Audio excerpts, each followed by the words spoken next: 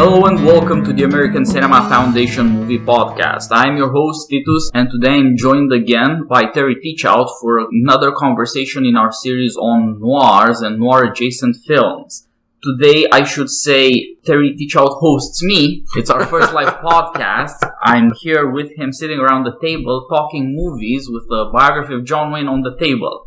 Terry, thanks for joining me again. It's a wonderful idea to talk about Nicholas Ray, and especially on Dangerous Ground.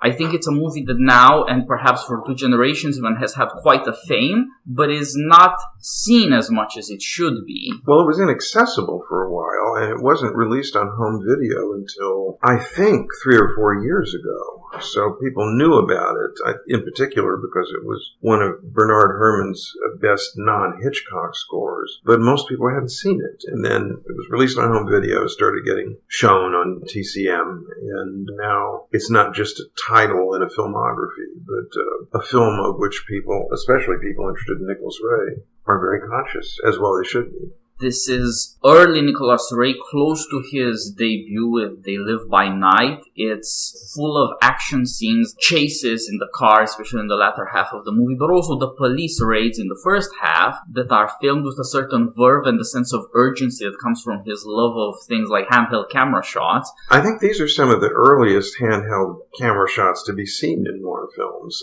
There's not many of them, but boy, do they jump out at you. So the immediacy, you used exactly the right word there. You really feel like you're there. You're not on any kind of, some of those scenes were done on sound stages, but you're not feeling like it's a sound stage. You're feeling like you're in the middle of a fight.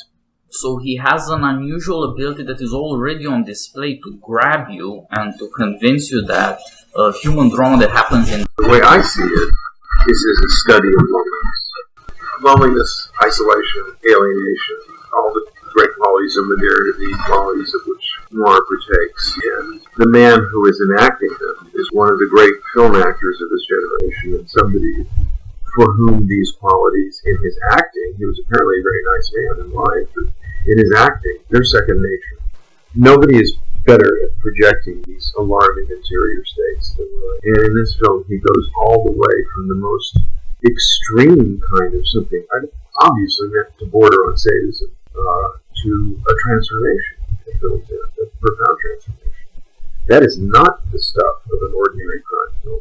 That's a Nicholas Ray film right there. Yes, exactly. I started watching Robert Ryan in The Wild Bunch. What a seasoned, old, recognizably American, but also memorable character. But of course, worlds away from the gritty black and white noir Robert Ryan of the 40s and 50s. I think most people under the age of, at this point, under the age of 50, first encountered Ryan through The Wild Bunch. Of course, what we're seeing there is, if you can imagine the Ryan character of noir not having died, but having lived into a disillusioned, emotionally paralyzed old age, it really hooks up with the earlier portrayals. But of course you have to have seen them. And I was lucky I came along and became interested in movies at a time when people were first starting to talk about noir in a serious way. You heard a lot about Ryan immediately because he figures in so many of the best of these films. And I jumped straight to On Dangerous Ground from The Wild Bunch, 20 years apart, and wow. It was worlds away. But it taught me all of a sudden that there's so much more to this actor, and at the same time that there's a certain core.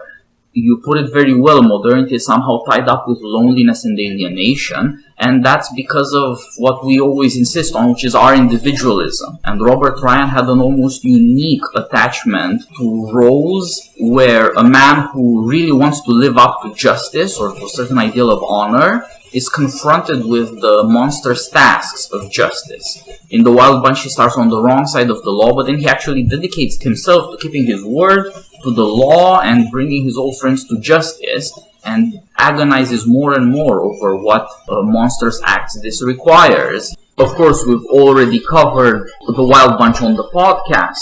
In the case of On Dangerous Ground, he is a lawman from the beginning. It's just that he grows crazier and crazier as the requirements of justice and facing, in this case, a city where cops are killed is a cop who has to live with cop killers that he can't find, and this is what drives him crazy.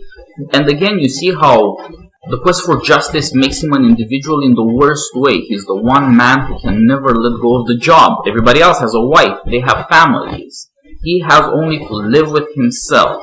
That reminds me of one of the most telling lines in the film when one of his partners says to him, asks him, "What's with you?" And he says, "Nothing's with me." What a perfect line that completely embodies him.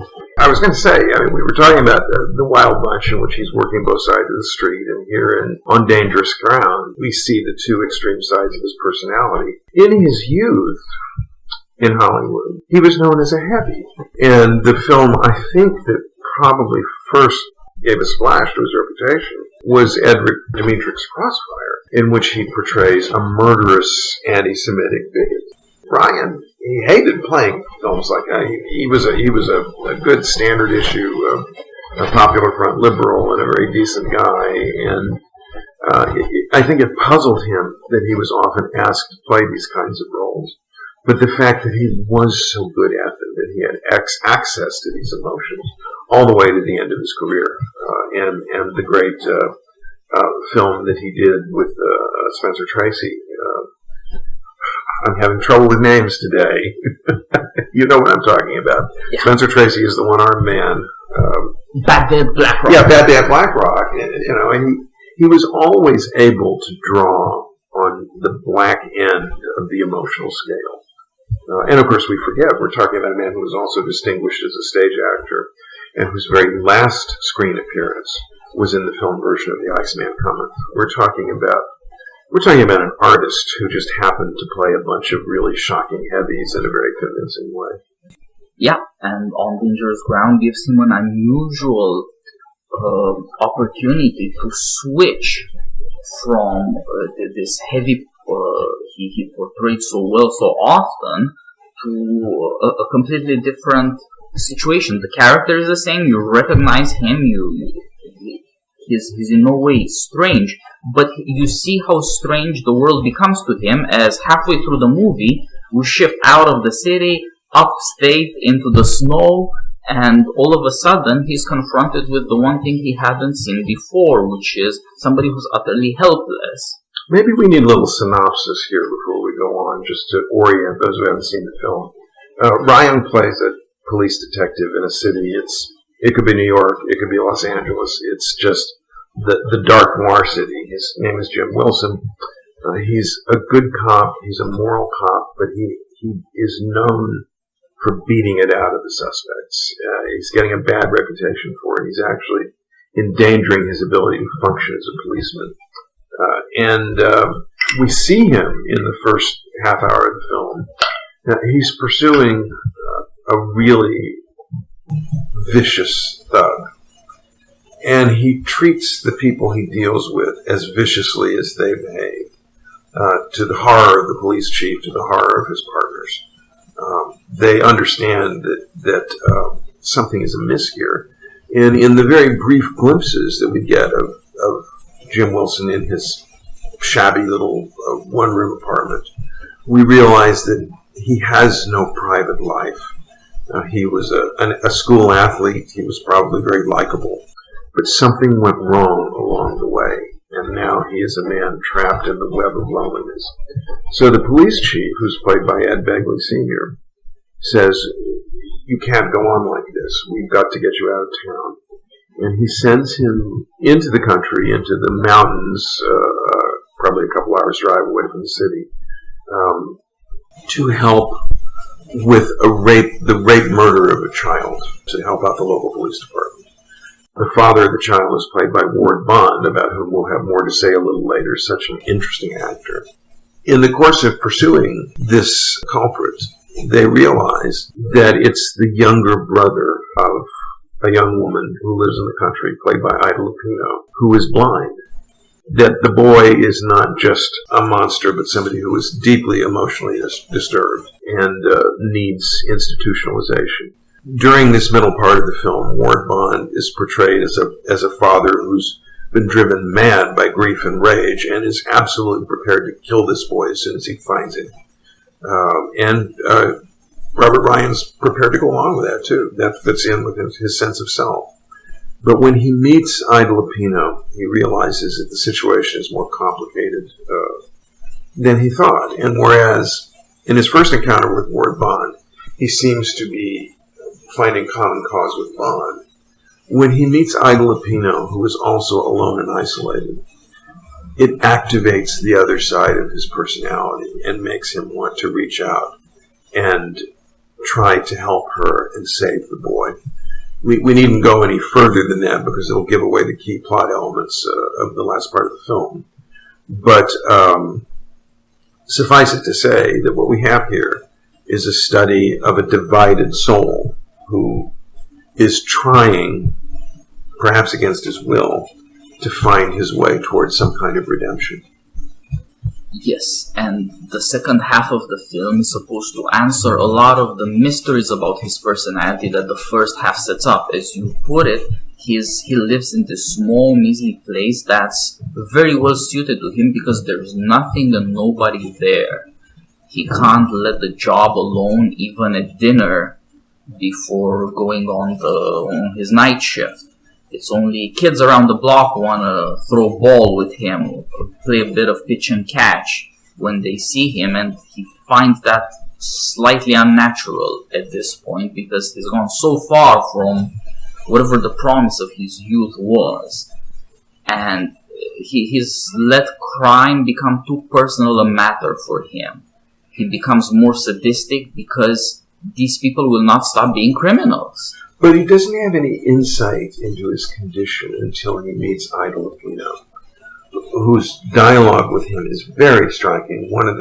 She senses immediately that he is lonely and isolated in the same way that she is. She has found contentment in her loyalty to her brother and into the world of nature that surrounds her.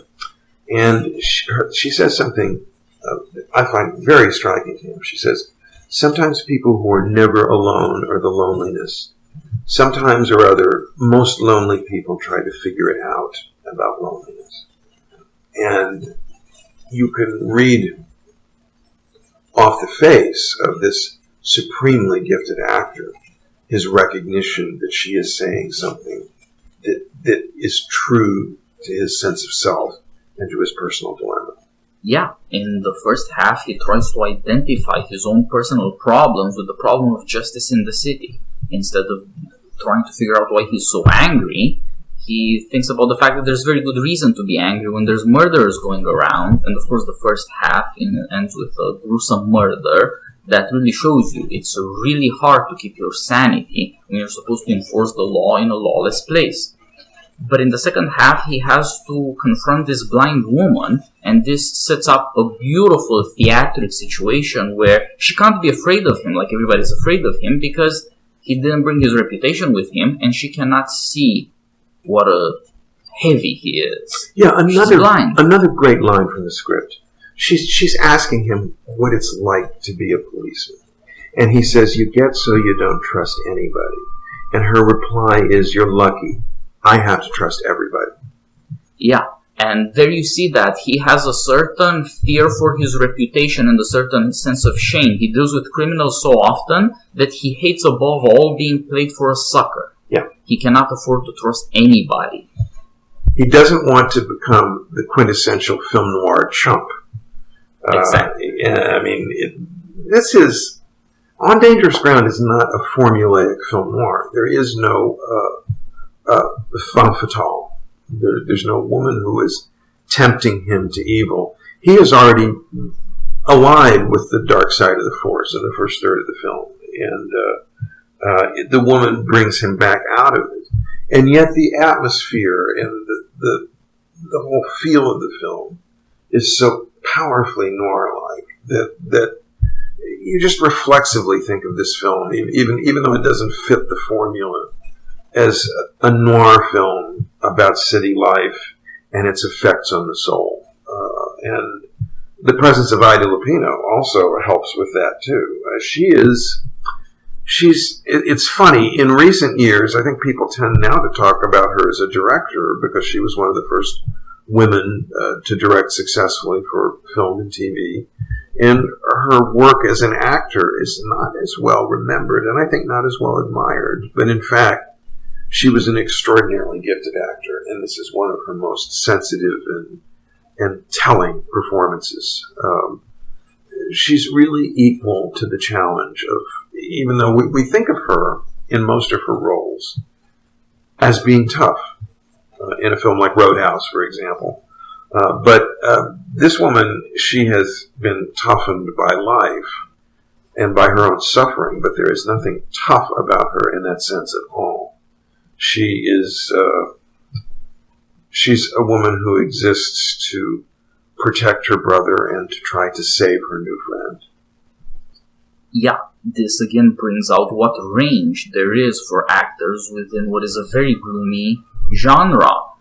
For all the changes from a black city to a snowy, mountainous, rural area, the driving quality of the action and the fear that the score enhances unify the story and emphasize what fear really looks like. It's not Robert Ryan's sense of honor. It's Ida Lupino's helplessness. It's the fact that, as she says, she has to trust everybody. She can't deceive people, and she can't protect herself from anybody who might deceive her. And this is something new. Robert Ryan had never seen this before. Somebody who is almost entirely helpless, and for that reason far more trustworthy than anybody else. That's right. Somebody with a predicament far worse than his, and because of whom he himself learns what helplessness is like. He can't do right by this woman exactly, and he feels the need to protect her from a man who is exactly himself. Ward Bond plays a character who feels about justice exactly what Robert Ryan feels, but unlike him has a tangible motive for it. It is not an abstract question of justice or a job. It's his child. Let's talk about Ward Bond for a moment. In life, he was a dreadful boor, a perfectly frightful man about whom there seems to be nothing good to say, although many people, John Wayne liked him very much, John Ford liked him very much. And so I think the people who know about this side of Bond's character, they often don't realize how good a character actor he is. He's actually a remarkable character actor. Started playing small roles in the early 40s. He pops up in films like The Maltese Falcon, for example. And then people, starting with John Ford, realized that there was more to him than that. He's physically large. He's bluff. He can be funny. He's very direct. But he also has access to the ability to project sensitivity and feeling. Something that Ford recognized. Ford actually cast him as a clergyman in The Searchers. And in this film, he starts out as an outraged father who wants vigilante justice. And by the end of the film, again, without giving away what actually happens, he too is transformed. And so instead of Robert Ryan's gravitating toward the hate and anger in Ward Bond, it goes in the other direction, and Bond is pulled out of the quicksand of anger and transformed into a human being, into a person with the spirit of a father again. You can't, no matter what he was like as a man, you can't play that kind of role convincingly unless there's something to you as an artist. And while we don't, it seems sort of odd to use the word artist in connection with a personality like Ward Bond, but the truth is that when you've seen a lot of his character roles, you realize that as an actor, he was an artist, and I think never more so than in this fine film, which expects something difficult and complex out of him and gets it. Yeah, the shift in the movie turns out to be from a world dominated by violence to a world where people concern themselves with saving, in whatever way possible, innocence and the possibility of innocence. And this requires both Robert Ryan and Ward Bond even more so, because he gets less screen time and is more driven by revenge in the half of the movie he's present. It requires of them an unusually sensitive portrayal of the roots of a concern for justice in love of human beings. and how that can be lost or forgotten, and how tragedy can help restore it. And what a transformative, what a shocking event it is to realize that you're on the brink of losing your humanity.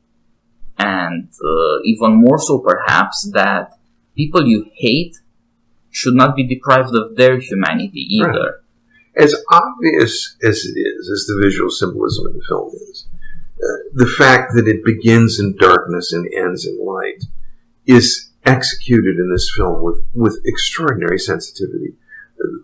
Virtually the entire first part of the film takes place at night, other than a scene where Robert Ryan is meeting Ed Begley in a restaurant. Everything is happening. You feel like everything's happening at 2 a.m. And then in the transitional scene in which Ryan drives north into the mountains, we see over, I think probably takes about 30 seconds, the climate is changing as the altitude changes. And suddenly he is in snow-covered country. And the palette of the film has essentially changed from all black to all white. It is one of the most startlingly effective uses of black and white cinematography that you'll find in a film of the 50s. And when I say it here into the microphone, it just seems like, oh, well, how on the nose, how obvious can you be? Believe me, it's not. And one of the reasons why it's not is because of the music that is accompanying this transformation, which brings us to the great Bernard Herrmann. This and Fahrenheit 451, I think, are possibly Herrmann's greatest non-Hitchcock scores. And it's because this film engages his romanticism.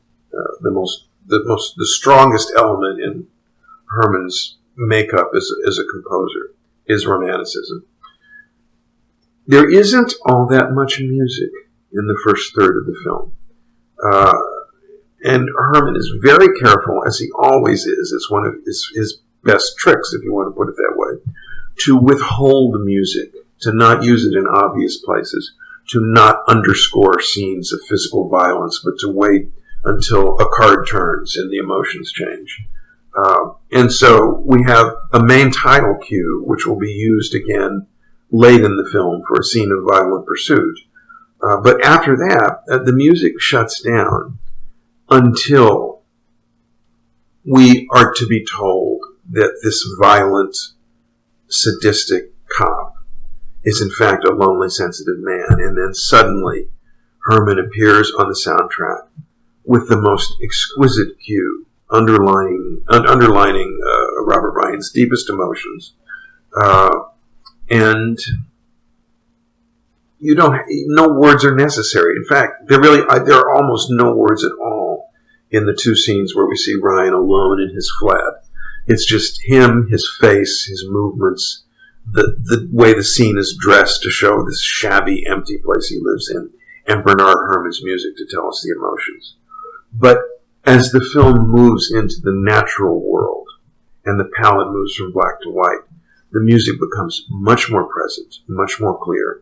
And then when Ida Lupino appears in the film for the first time, and we are shown that she is blind, we hear a piece of film scoring as great as any piece of classical music of this period, a lament, a stoic but terribly moving lament for her condition.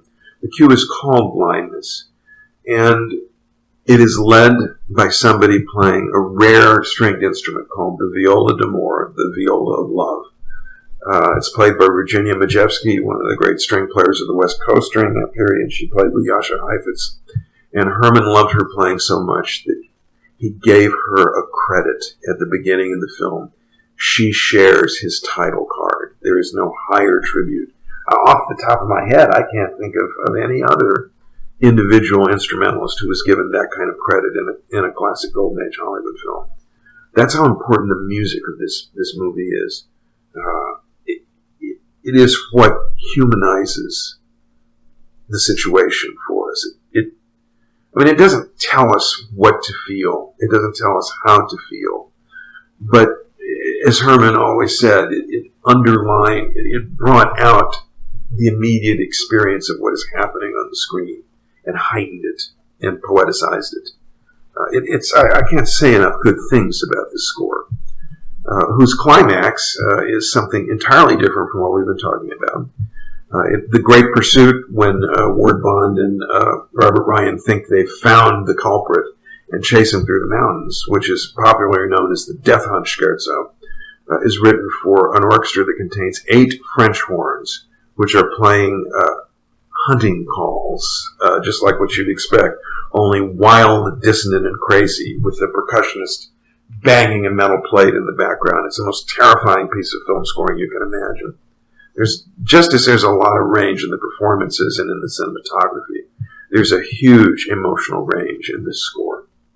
Yes, and it shows what a remarkable coming together of actors, director, cinematographer, and score this movie has to offer to say certain things that are true, like the hunting calls that you mentioned. They're supposed to suggest, again, this is not a work of great subtlety, but it is true that the hunters are the savages in this case. And so also with the fact that in the natural half of the movie, sound emerges. Again, it tells something that really is true. In the city, because of his job, because of his life, because of the misery he's undergoing, he cannot be aware of himself. There are always other things to oppress him and at the same time to distract him from himself. Whereas in this other situation, because he's a stranger, all of a sudden it is possible to tell certain true things about him, especially as he becomes aware that there is innocence left in the world. And it's really true to the experience of city life. You know, my wife and I, we commute from an apartment in the city to one in the country in Connecticut. And, that makes you very sensitive to the fact that when you live in a city like New York, it's noisy. There's an enormous amount of noise. You get used to it because it's what you live with. But it fills up the background of your consciousness. And then suddenly, when we drive up to Connecticut and we're in the woods, there is no natural sound. If it's windy, you hear the leaves rustling in the trees.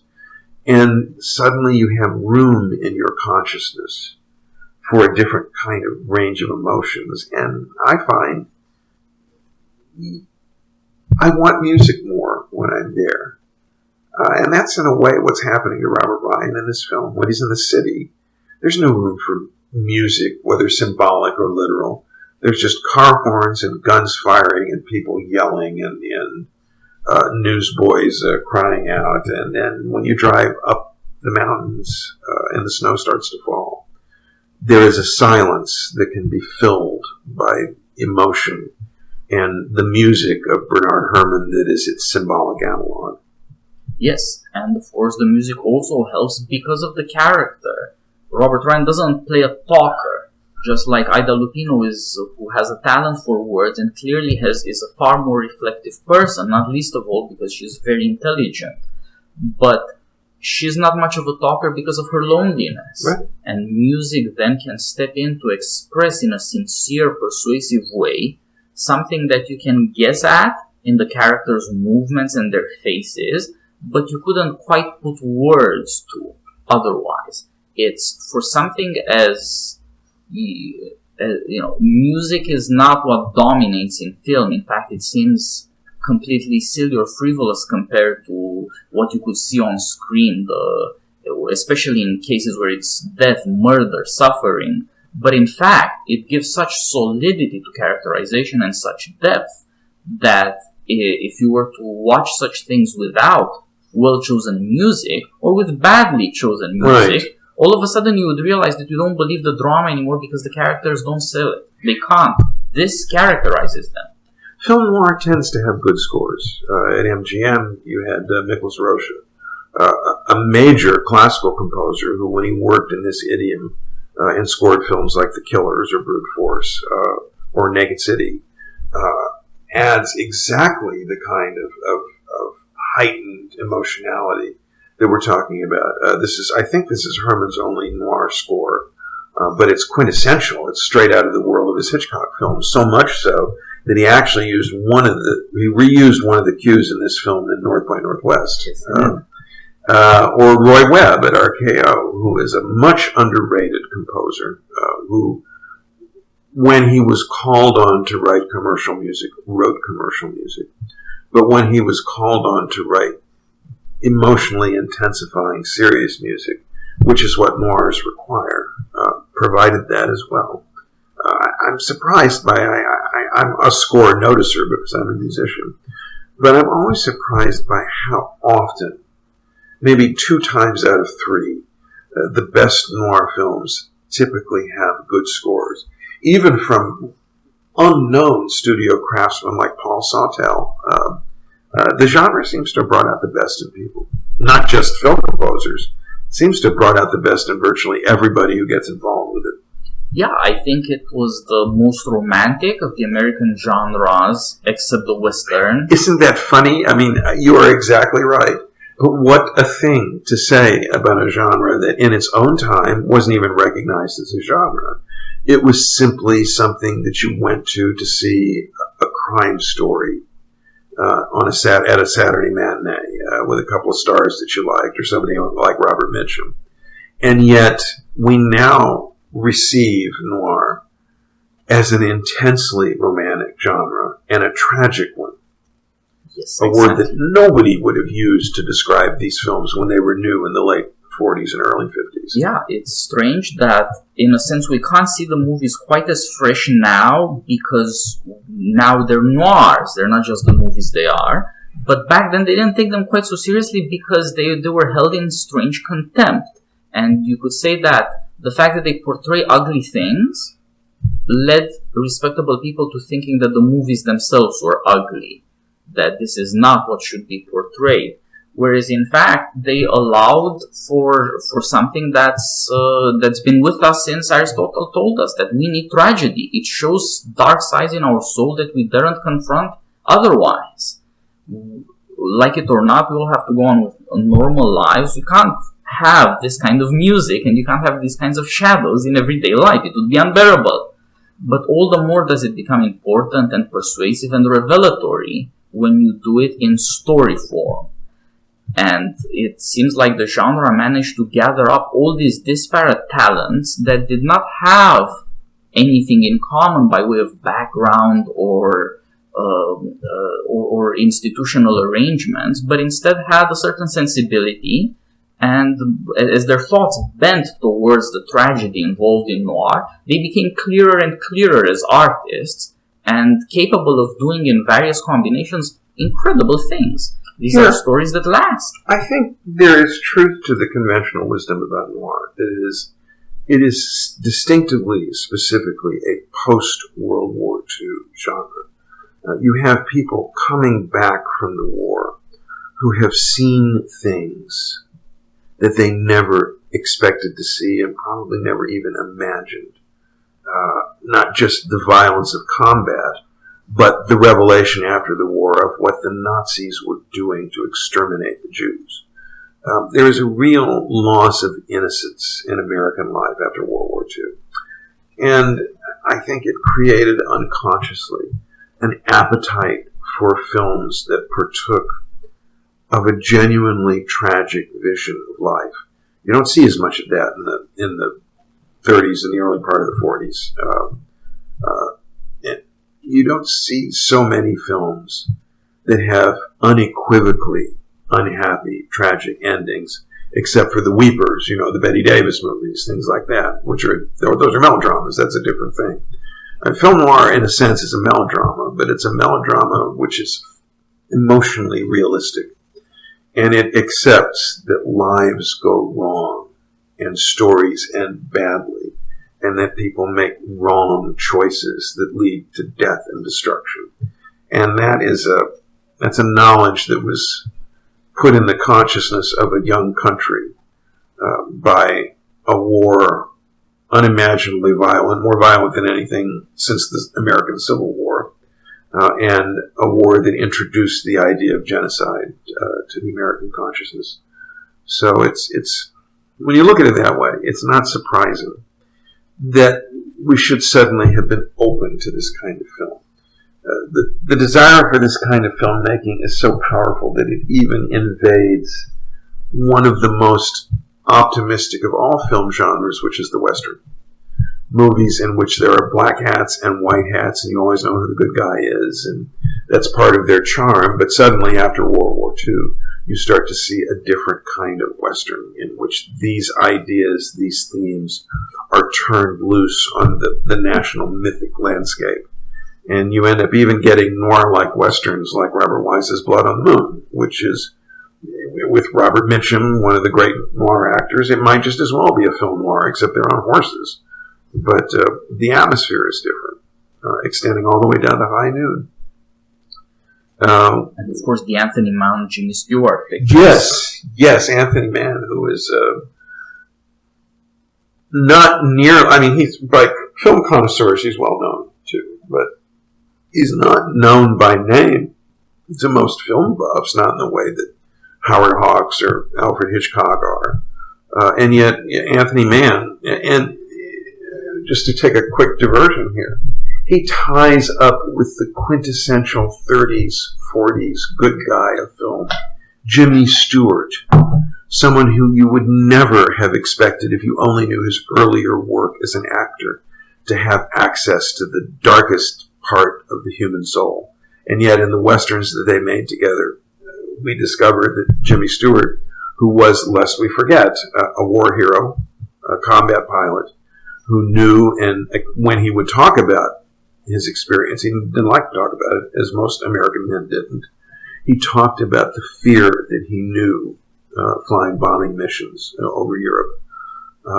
And suddenly he comes back from the war. He makes It's a Wonderful Life, an extraordinarily dark film, not a tragedy in the way that we describe it, but one that understands tragedy. And then a series of Westerns with Anthony Mann, in which he is somebody whose soul has been touched by the desire for vengeance and capacity for violence that borders on sadism. He's the last person in the world you expect of it. The war has changed him as well. Yes, that is very much true. Mr. Smith Goes to Washington, you can't take it with you. That sort of Jimmy Stewart disappeared. He stopped making funny or silly movies after the war, like so many other artists. And he instead discovered this entire new problem. How could you defend justice or human goodness when experience replaces innocence, to talk in romantic categories? And this made for remarkable films, and it gave a depth to artists and to genres that they didn't quite have before. And it allowed for new forms of storytelling, where human experience could bring out the dark side of the soul, precisely because, like you said, American men didn't talk about the war. And of course, my father never talked about the war, ever. It just was, I mean, he didn't see combat, but he was in the Philippines, and it was not a memory that he wanted to share. And I can't tell you how, I'm 62, and I can't tell you how many men of my generation will say the same thing about their fathers. They didn't want to talk about it. But when they went to the movies, they could understand their experience, I think, by seeing films like this and thinking about what they tell us about the human potential for good and bad alike. Yeah, I think that it made movies more plausible to an audience that for the first time had the judgment, had the discernment and an experience that made them apt to decide for themselves, is this really what human beings are like? Is this really what human things and human nature are made of? And that's of course, it's no compensation for loss of innocence exactly, but it does make for wiser movie making. Yeah, I don't for a minute want to suggest that I sneer at the sweetness and idealism of pre-war American film. It, too, is a part of the national character. But I have to say that, again, as a man of 62 who has lived through, as a child was aware of the 60s, lived through the 70s, that period saw one of the great changes in critical perception of film, and that is the recognition that film noir is in fact one of the most important genres of American filmmaking. It wasn't perceived as that until people started to call it by its name. You know, I mean, they weren't making film noirs in the 40s; they were making crime movies, and part of it is just that for people of my generation who I was just a couple of years away from the possibility of service in Vietnam before the war ended. I saw the disorder of American society. I have now lived into a time when there is an enormous amount of anger and disorder in our society, and I find that film noir, both in its tragic honesty, but also in its genuinely romantic sense of human emotionality, it speaks to me. It speaks very powerfully to me. These rather low-budget films that were made in the 40s, before I was born, that were not taken very seriously when they came out, they speak to me, as do the really great neo-noirs like Chinatown and Night Moves, made in the 70s, as much as any film genre there is. And On Dangerous Ground, underrated though it was, and to some extent unknown though it was, now stands out in very high relief among the best of these films. And a tribute to its quality is the fact that the last 5 minutes of the film were recut by the studio and changed in ways not intended either by the screenwriters or by Nicholas Ray. In a way, it's really quite shocking, because On Dangerous Ground, I won't be specific about it, but it has been given a happy ending. And you really, even if you don't know that the film was recut, if you're paying attention, you realize that something startling has happened in the last few minutes of the film. The actual film-making language is starting to look different, and that's because Nicholas Ray didn't direct those last scenes. Ida Lupino had to step in and direct them. He was absent, and they were recut by other hands. Very few films are so good that they can survive that kind of mishandling. This one does, for all the lack of emotional truth that you feel at the fade out. It doesn't matter. You still understand that you've seen a great film. Just like I think most people feel that way with The Magnificent Ambersons, Orson Welles' second feature, a film that was also grossly, it had its ending recut by the studio and it was hacked around. One of the great tragedies of American filmmaking. And yet we still now, because we can never know what the original was like, the footage was destroyed, I think we still receive it as a film of tremendously high and compelling quality, even though it has been mishandled. It's more than a torso. And On Dangerous Ground is much more than a torso, except for that ending, which feels tacked on. It is one of the noirs that I come back to more often than any other. I rank it right up there with better-known examples of the genre, like Out of the Past and Lonely Place. Honestly, I think it's that good. Everybody is giving of their best in this wonderful movie. Yeah, I think you're right, and the distinction between Nicholas Ray's vision and the tacked-on ending again suggests that there was perhaps too much social criticism in the noir. It was introducing audiences to a view of America, and it was asking of them to experience and to think about certain things that studios didn't really want to face audiences with, and perhaps the audiences really didn't want it either. I don't entirely blame the producers or the studio executives. It's perhaps the case that Nicholas Ray pushed the envelope.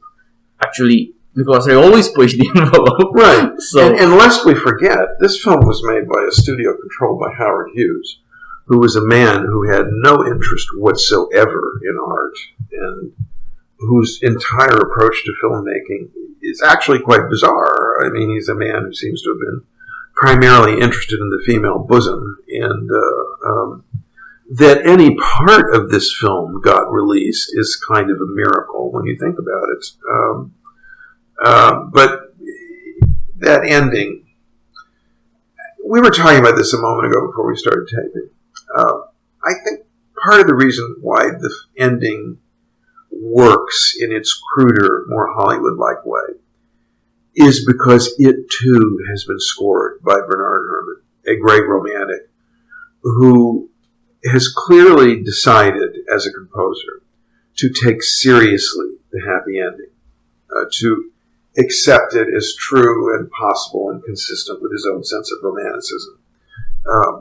And when you have a great film composer writing emotionally true music for a scene that in the absence of that kind of music wouldn't necessarily convince, very interesting things can happen on the screen. There aren't all that many examples, oddly enough, of mediocre films that have been saved by great scores. As a general rule, it is the great film that elicits the great score. But this is a rare and striking example of a film where studio interference was ameliorated by the best work of a major film composer. Off the top of my head, I can't think of any other example of that. I'm sure there is one, but it's not coming to mind. Yeah, me neither. And it's worth dwelling on because where the studio wanted just get a happy end there, you don't want people to leave the theater on a downer note.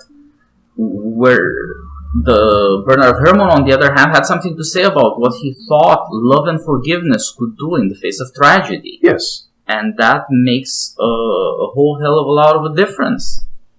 We have an obligation, I think, to judge works of art for what is best about them, and to accept their flaws, and to not be silly and disdainful about.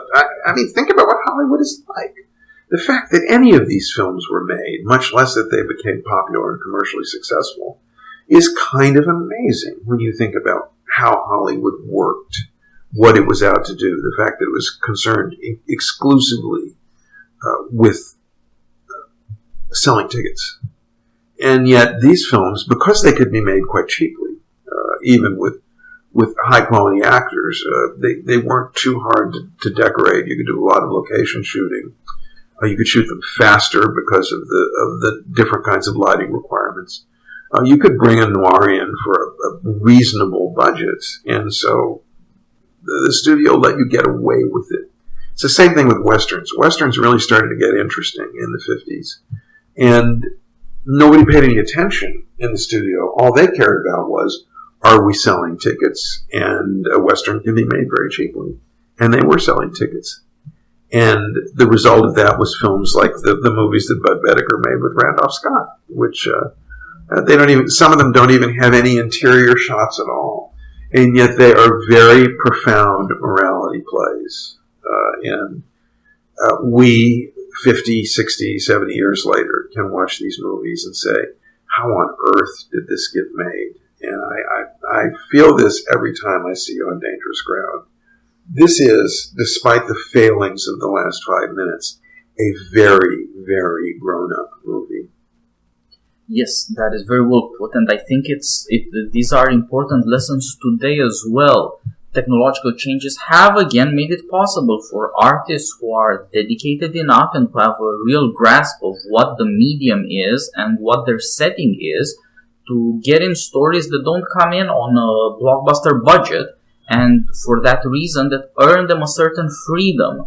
And you can think of genre and genre requirements by studios and for audiences and codes and what have you as, in a certain sense, a form of defense against studios that chase after profits, because that tends to make producers and executives disdainful of smaller projects, of projects that don't have glamour, but it gives artists a form of freedom. If they have the discipline and if they can get it in cheap and reliably, they can achieve remarkable things. Where this has moved over to, of course, is television, where suddenly, because of the new economic model that drives television, which is the subscriber model, you can have people like David Simon who, in our traditional understanding of what a hit TV show is, David Simon's never had one.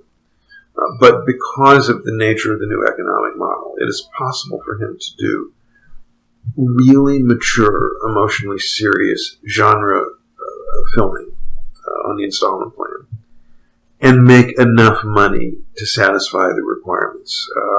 That fascinates me. I mean, television when I was young wasn't like this.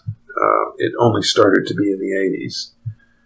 And I think the mentality that drove film noir and the adult western in the 50s, we now are more likely to find in the best series TV of the present moment. And similar people who understand the genius of the system. Sometime we'll have to do an episode about cartoons, because they're the same way. As long as you got it out in 10 minutes and didn't go over budget at Warner Brothers or MGM, you could do anything you wanted. And that's how you got Chuck Jones and people like that, because nobody was paying attention to anything other than the bottom line. It's funny how liberating an economic system can be when it lets you do what you want so long as you make money.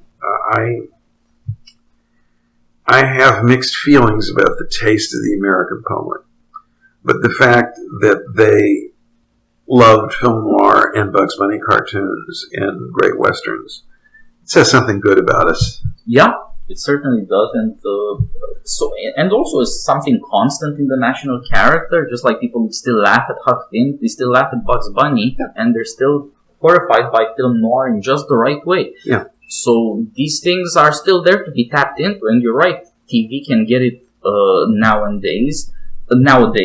So long, of course, as people don't go crazy with their new freedoms or their new budgets. One expects that this will also lead to excesses and the inevitable collapse. But let's enjoy it in the meanwhile. There are rare achievements out there, and they find their audience, which is also one thing that's very much to be said in favor of the American system of making all these stories, whether on TV or on the internet nowadays. There are ways to find an audience that will appreciate these things and make sure they are remembered, that they last.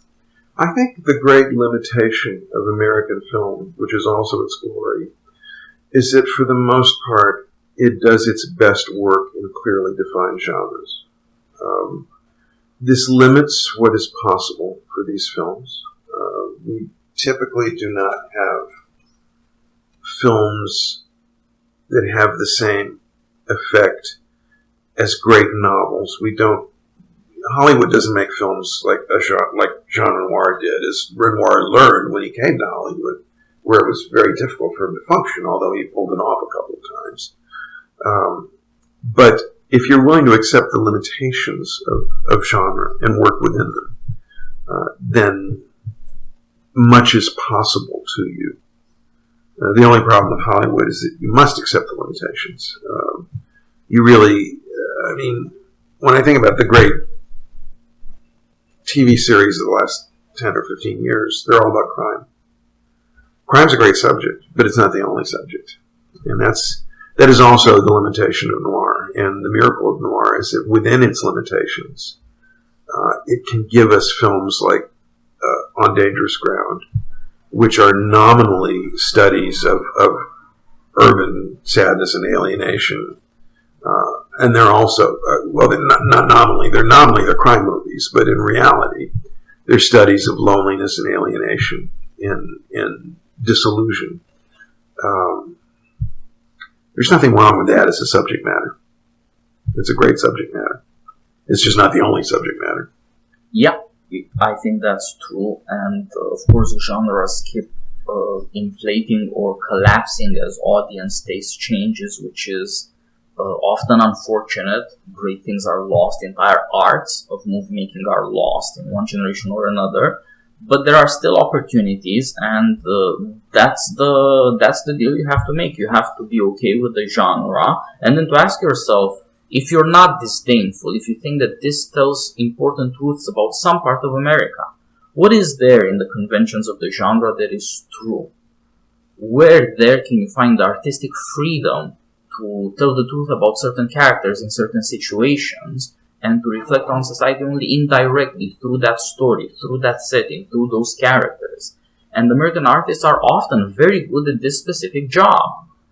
The system wouldn't work otherwise. The trick is to always give your best, never to make films with self-contempt, never to condescend even to the audience itself. Who can doubt that in On Dangerous Ground, Nicholas Ray and Robert Ryan and Ida Lupino and Bernard Herrmann and George Discant, the cinematographer, are all giving of the very best that they have in them to make a crime movie that is more than just a crime movie. That is the beauty of the Hollywood studio system at its very best, in my opinion. And we see it here in this beautiful, beautiful film. Yes, that is certainly the case. And of course, Nicholas Ray had a very fraught relationship with Hollywood, and it didn't end well for him as it didn't end well for, say, Sam Peckinpah and other such directors. But for a while, impressive things were possible for him through these studios. And another one we intend to talk about, of course, is In a Lonely Place, a rare achievement even by Bogart standards, who was a very loved actor, and a rare achievement in adult dramatic romance. And perhaps that should be our next discussion, because it is my favorite Humphrey Bogart film, probably my favorite film noir. Maybe one of my half-dozen favorite studio system films. That's a whole lot of favorites right there. Yeah. Comes highly recommended. It's a movie I've loved for a long time, and so folks, watch it and you'll hear us talk about it in a couple of weeks. Yes, that will be my pleasure. Terry, thank you for inviting me here. Thank you for joining me again on the podcast, and let's do this again soon. Yes, and this, if you didn't grasp it, listeners, this is the first time, actually, that Titus and I have been in the same room at the same time. It is even possible to do podcasts the old-fashioned way. All the best, Terry. Till next time.